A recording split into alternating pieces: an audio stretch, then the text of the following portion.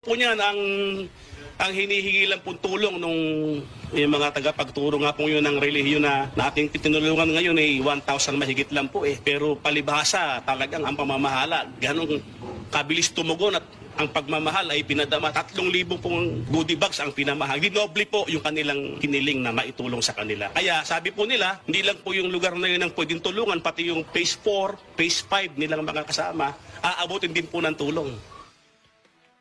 Ang mga miyembro ng St. Francis of Assisi nagpasalamat sa Iglesia ni Cristo.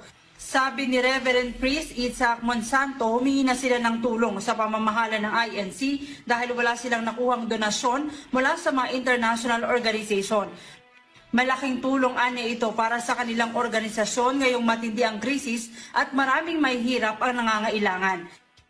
Magandang act yan, magandang activity in the sense na wala din kayong pili pala.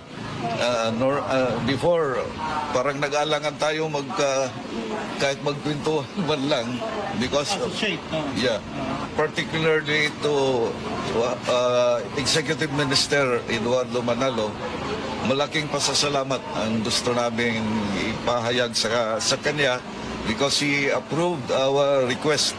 I directed my request and